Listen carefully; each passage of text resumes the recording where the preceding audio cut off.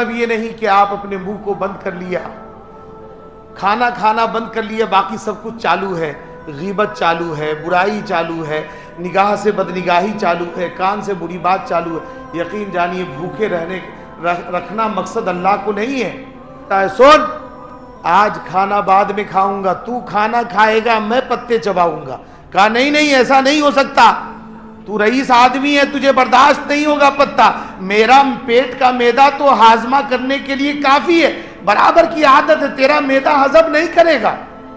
کہا نہیں کہ قربان جاؤں، تم کو نبی نے کتنا پیارا بنا دیا ہے کہ تم دشمنوں کو کھانا کھلاتے ہو، خود پتے چباتے ہو۔ آج میری بھی ایک شرط ہے کہ پہلے کلمہ پڑھا، پھر بعد میں جا کر کے کھانا کھلا۔ سبحان اللہ۔ آج مسلمانوں، رمضان کا مہینہ ہے، اللہ کے رسول نے فرمایا وَأَن تَصُومُوا خَيْرٌ لَكُمْ، خیر کے ساتھ روزہ رکھو، بھلائی کے ساتھ۔ سبحان اللہ، کہاں دے رہے ہیں آپ، یہ تو بتائیے، ایک مہینے کا حساب ہو جائے گا ماشاءاللہ۔ کہہ رہا ہوں رمضان کا مہینہ، خیر کے ساتھ روزہ رکھے۔ خیر کے مطلب یہ ہوا کہ جب آپ روزہ رکھتے ہیں، زبان کا بھی روزہ رکھیں، آنکھوں کا بھی روزہ رکھیں، کان کا بھی روزہ رکھیں۔ سبحان اللہ۔ واجد صاحب ہمارا خادم، انتقال ہو گیا اس بچے کا، اللہ اس کی بے حساب مغفرت فرمائے۔ ہر رمضان میں، ہر جمعے میں وہ آگے مجھے یہاں تک لے کر کے آتا تھا۔ قضاء الہی سے دنیا میں نہ رہا، ان کے والد صاحب، اللہ بے حساب مغفرت فرمائے اس بچے کو، بڑی دل کے قریب تھا وہ لڑکا۔ روزہ رکھنے کا مطلب یہ نہیں کہ آپ اپنے منہ کو بند کر لیا، کھانا کھانا بند کر لیا، باقی سب کچھ چالو ہے، غیبت چالو ہے، برائی چالو ہے، نگاہ سے بدنگاہی چالو ہے، کان سے بری بات چالو ہے۔ یقین جانیے بھوکے رکھنا مقصد اللہ کو نہیں ہے، آپ کا اور میرا بھوکا رہنا مقصد اللہ کو نہیں ہے۔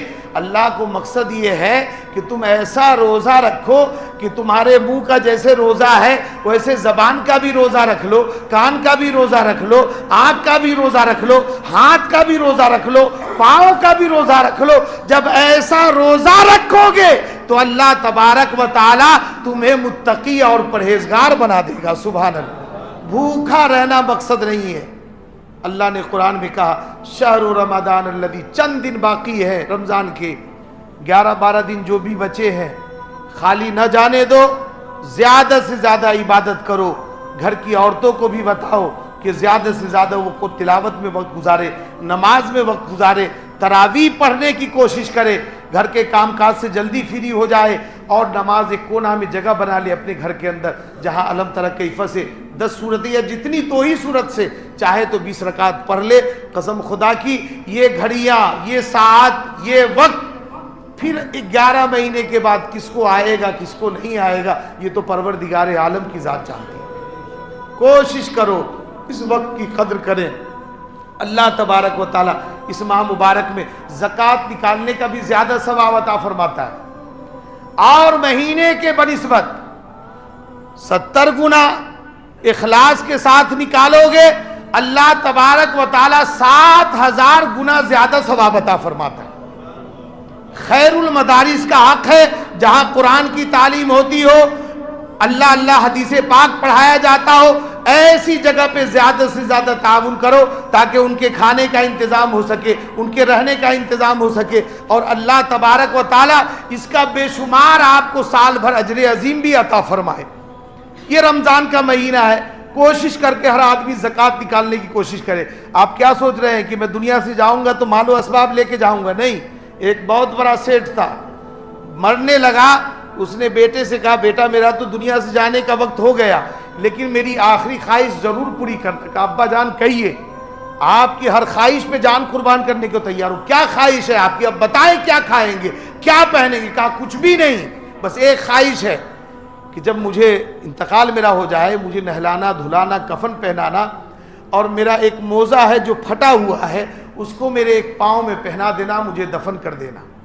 کہا بس اتنی سی بات ہے، پوری کر دوں گا۔ ساتھ میں ایک رکا ایک خط بھی دیا کہ بیٹے اس کو بھی ضرور پڑھ لینا۔ اور جب انتقال ہوا والد کا، مفتیان کرام کو بلایا گیا کہ میرے والد صاحب کی یہ خواہش تھی کہ جب مجھے میرا انتقال ہو جائے تو کفن پہنانے کے بعد ایک پھٹا ہوا موزہ میرے والد نے سنبھال کے رکھا کہ ایک پاؤں میں اس کو پہنا کر مجھے دفن کر دینا۔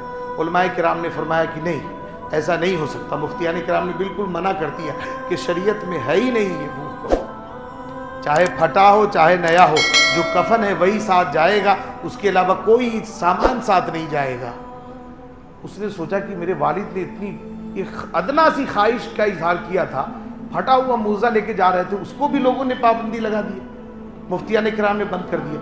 پھر رقہ کھولا اس نے خط، تو اس میں لکھا ہوا تھا کہ بیٹے دنیا میں آنے کے بعد دنیا میں ایسے مت پڑ جانا جیسے میں پڑ گیا تھا، دیکھ لے جاتے جاتے ایک پھٹا موزہ بھی میں ساتھ لے کے جا نہ سکا، تو بھی دنیا سے جائے گا تو ایسے ہی جائے گا، کچھ بھی تیرے ساتھ نہیں جائے گا، جائے گا وہی جو تو نے اعمال خیر کیے ہیں، نیک کام کیے ہیں۔ وقت ہے اللہ تبارک و تعالیٰ کو منا لو، جو وقت گزر گئے اس کو بھول جاؤ، جو وقت باقی ہے اس میں اللہ کو یاد کر لو، اللہ کو منا لو، نبی کو راضی کر لو، قرآن کی تلاوت کر لو، روزے کا اہتمام کر لو، تراویح کا دھیان رکھ لو۔ قسم خدا کی بڑے ممکن ہے کہ دکھنے میں 12 دن یا 11 دن جو بھی دن ہے، اگر سچے دل سے آج بھی توبہ کر کے آ جاؤ گے اللہ کی بارگاہ میں تو تجھے ایسا کر دے گا جیسے تو ماں کے پیٹ سے آج پیدا ہوا ہے۔ التائب من الذنب کمن لا ذنب لہ، کہ گناہوں سے توبہ کرنے والا ایسا ہو جاتا ہے جیسا کہ اس نے گناہ ہی نہیں کیا ہے۔ آ جاؤ مسلمانوں، اللہ صبح شام تجھے آواز دے رہا ہے، اس کی رحمت بلا رہی ہے، اور بے